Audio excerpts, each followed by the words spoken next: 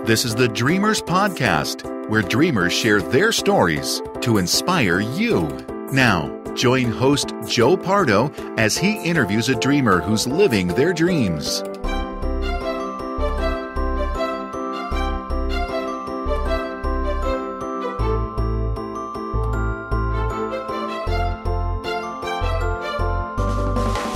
Welcome to the Dreamers Podcast.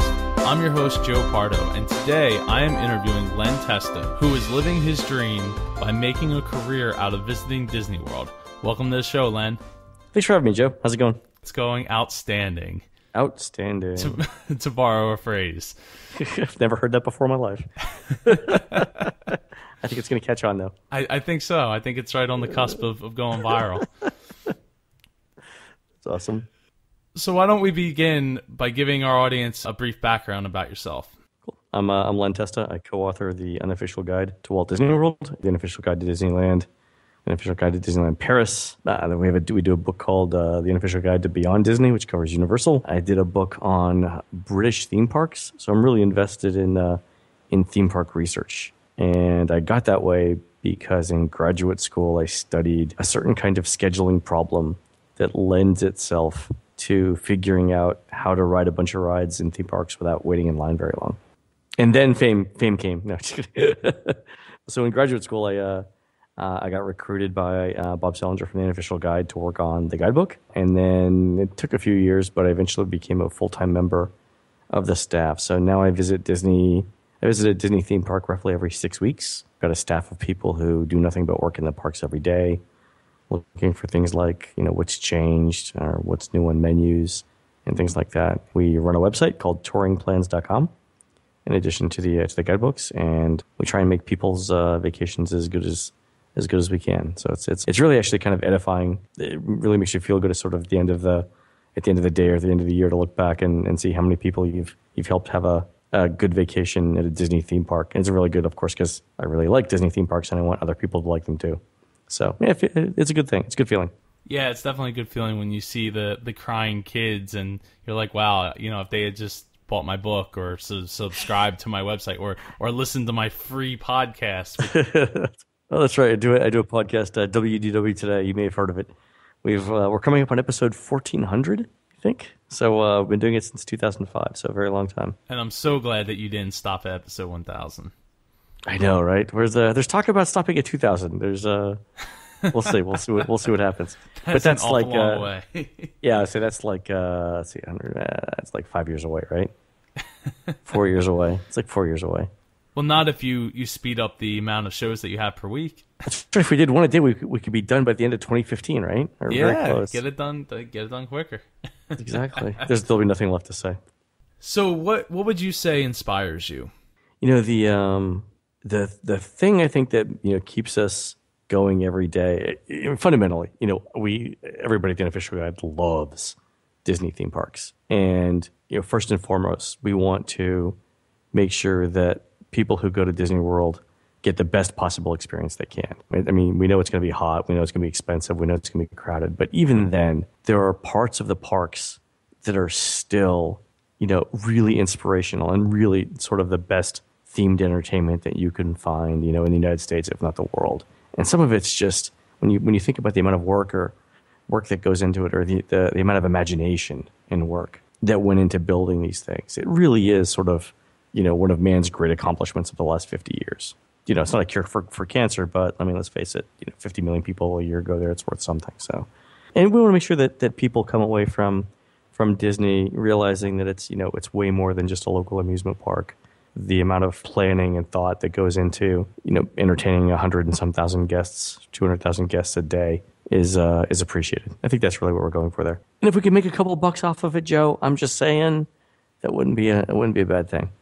You end up donating most of it anyway. That's true. We do our fair share anyway. So and your podcast is public service, so it is actually. It's free, like the air around us. Yeah, we should be like PBS. Yeah, exactly. So how did your dream come about to work not for Disney, but to design a whole touring scheme's the right word, or mechanism, the whole park in a day? So it was kind of funny. It was two things happened at about the same time. I was finishing up on my undergrad degree in computer science, getting ready for a trip to Walt Disney World, and I started reading actually an older edition of the unofficial guide. So I think I was going in like 97, but I was reading the 95 unofficial guide to Walt Disney World. And I was reading the book cover to cover, and there were some tips in there that I have a twin sister, and she and I would go, every couple of months we would drive down from North Carolina to Orlando.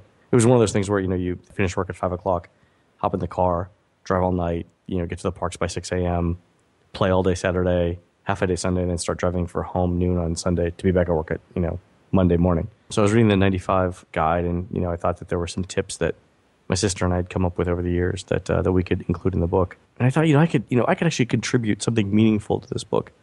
But I think the big catalyst was, we took this trip, my sister and I, between my senior year in college, my first year as an undergrad student.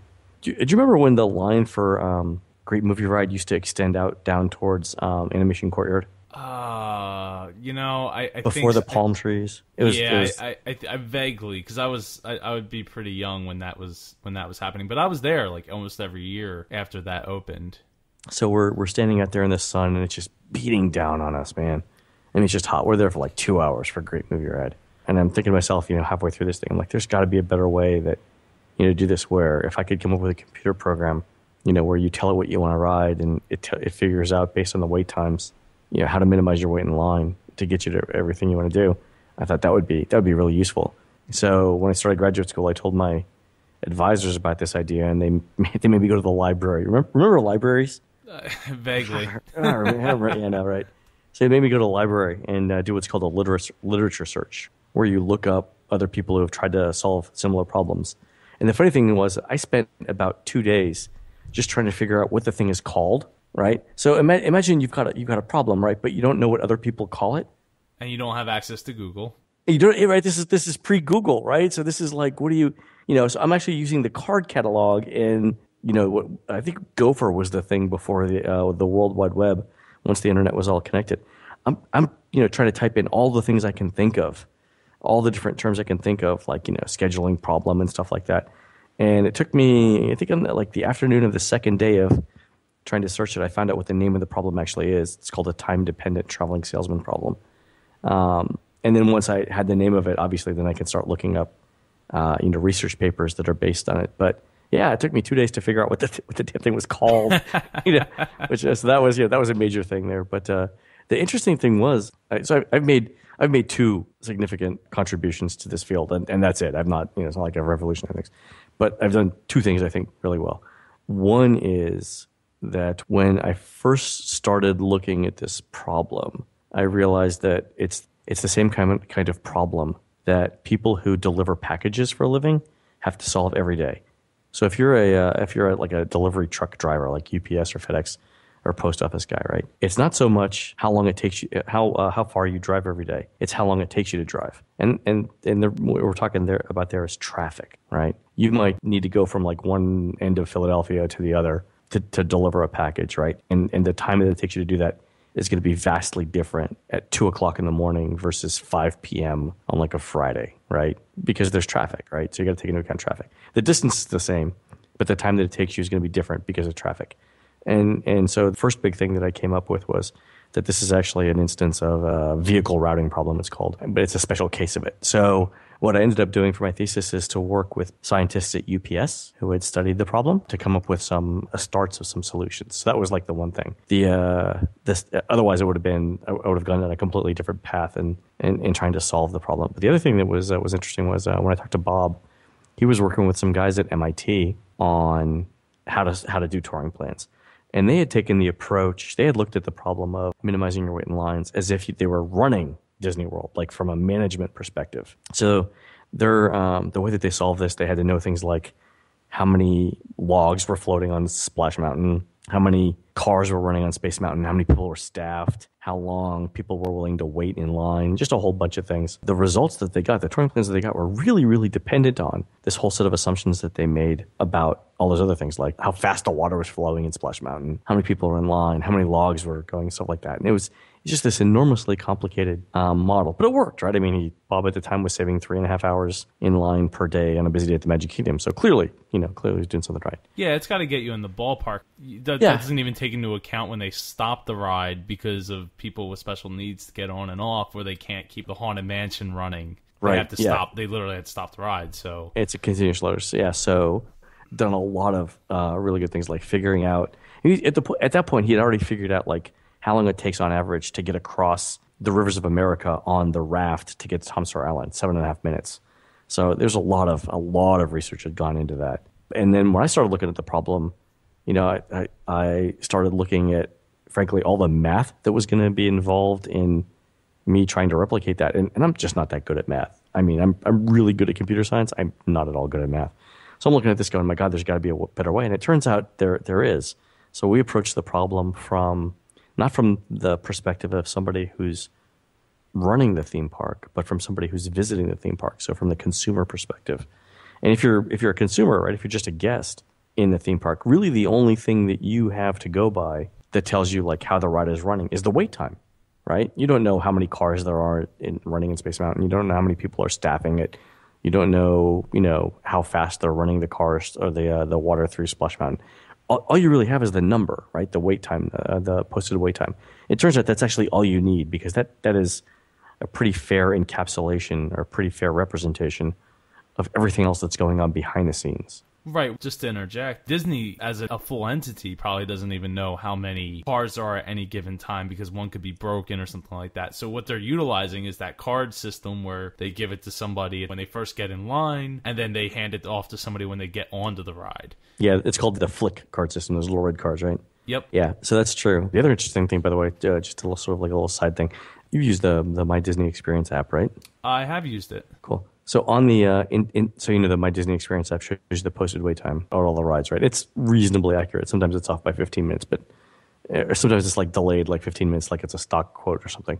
But did you know that in the app, they actually the Disney's computers actually transmit to your phone not only the posted wait time but the actual wait times? They just don't display it in the app. Really? No, I did not know that.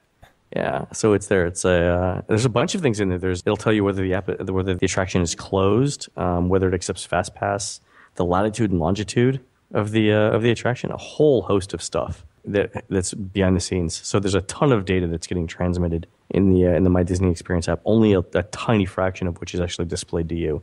And the reason why I think that they send it out is essentially it's the same feed that Disney's management is using to manage the park. So, the managers probably have a completely different view of the data. They probably have a view of everything, whereas you get only a little bit of the view, but from behind the scenes, there's only one data feed that shows everything. It's what we call the single version of truth, right? If there were two different data feeds, one for users or one for guests and one for management, it's possible that over time they could be different, but by having only one feed that everyone gets the same version of the truth. Yeah. No, that makes perfect sense, because then they don't have to worry about doing two feeds. Yeah, or updating two things at once. Yeah, exactly. Yeah, so there's one feed, one system. Yeah. Yeah, so the interesting thing is it's how we know that Disney artificially inflates the wait times at attractions every once in a while to get people to do something else. So there were times over Christmas where Space Mountain had a 200-minute posted wait, but the actual wait time was like 45 minutes. And what Disney was trying to do was to push people off out of Tomorrowland and make them go somewhere else. It was a signal that they were using. Wow, that seems pretty sneaky. It's a complicated thing. But what else are they going to do, right? They can have a cast member out there that says, yeah, I know the actual wait time is only 48, 49 minutes, but don't do this. Go ride the Jungle Cruise. I mean, that's not going to work, right? So, well, in Anna and Elsa's case, they just put a 4-hour wait time. Oh, man, I actually waited. So my daughter and I in Disneyland waited 4.5 hours to meet them, and they were super nice, by the way. Totally worth it. I don't know about totally worth it, but it was worth it anyway. 4 hours. I mean, I don't know. I couldn't recommend that to anybody that's paying the price to get in the park to wait 4 hours. Yeah, I mean, if it's your only trip it's your only trip to Disney World, for 5 years or whatever, it's a special event. I wouldn't recommend blowing a third of your day on that. If you're there fairly often, it is a pretty nice meet and greet, and they lavish you with attention. You get like a minute or two just by yourself. I actually when I met Rapunzel the first time, Laurel and I met Rapunzel.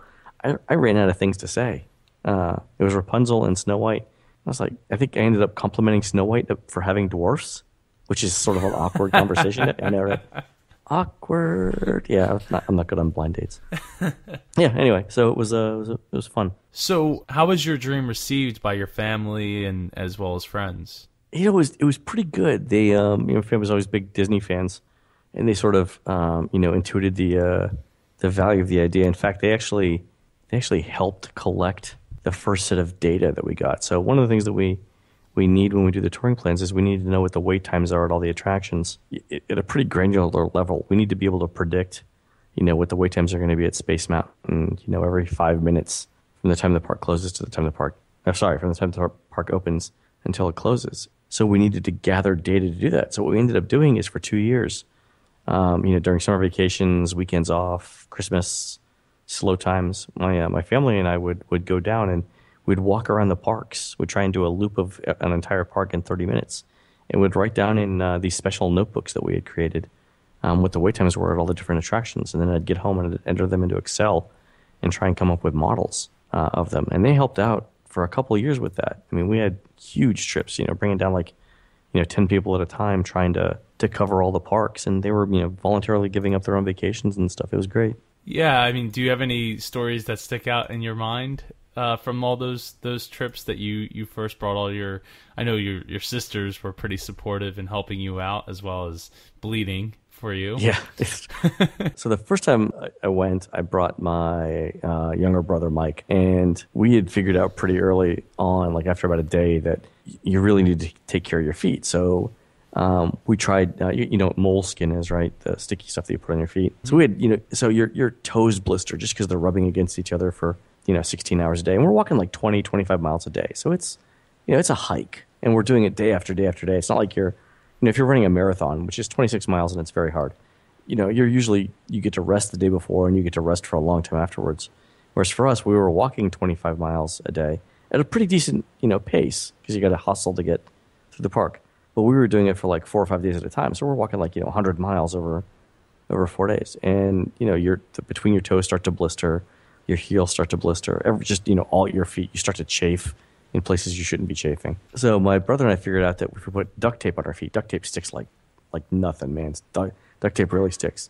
If you put that on the bottom of your feet, it'll pretty much be there all day and you'll never blister because your socks rub up against the duct tape and not your skin. And the other thing is we shifted away from cotton socks pretty much immediately. We started going with moisture wicking nylon socks because they don't rub. We're taking Advil we're popping Advil like it's candy just to try and get through this. And we realized that the animal kingdom is just brutal because how the pavement is uneven, right? Because it's supposed to look like natural trails. It does a number on your knees and your ankles if you're doing 25 miles a day inside the park. It is painful. So anyway, my brother and I figured this out. And for the next time we come down, my twin sister Linda is going to be there with us, and my younger sister Christina as well. And this time I'm prepared for them. I give them each a roll of duct tape. I give them each their own huge bottle of Advil.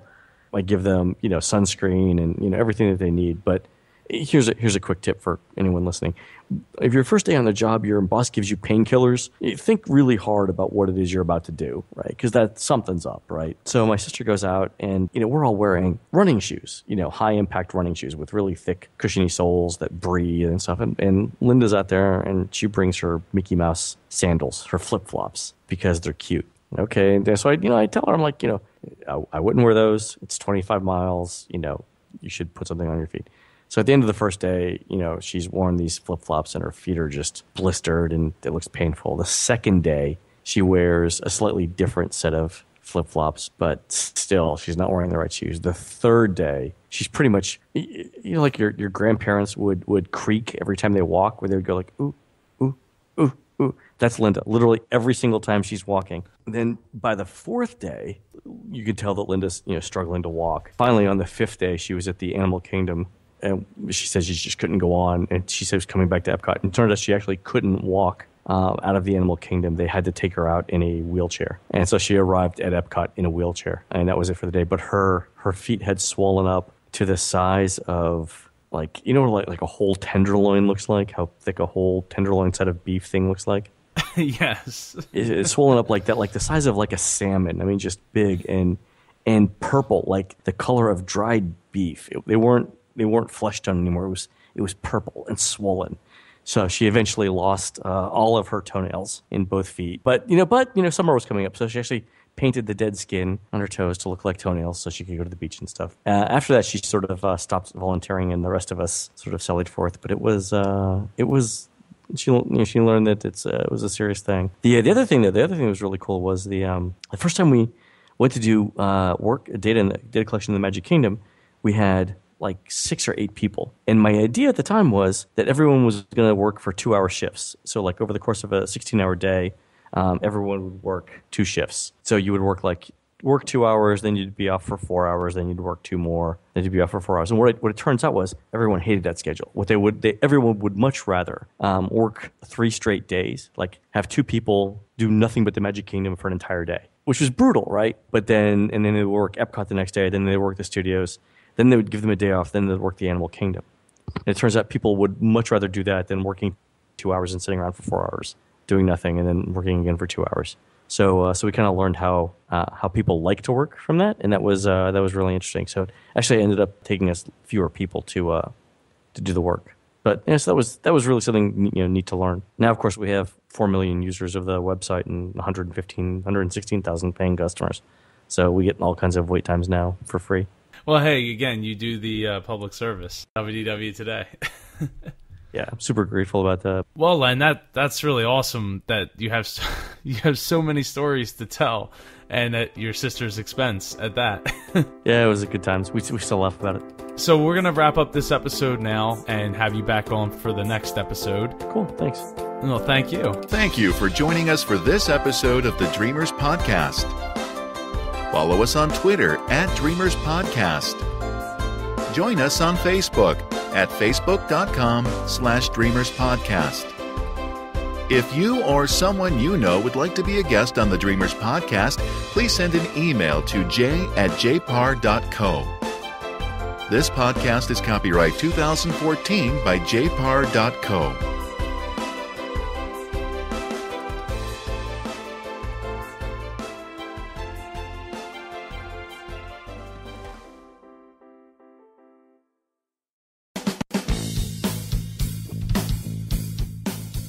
Have you ever wanted to share something with someone just because?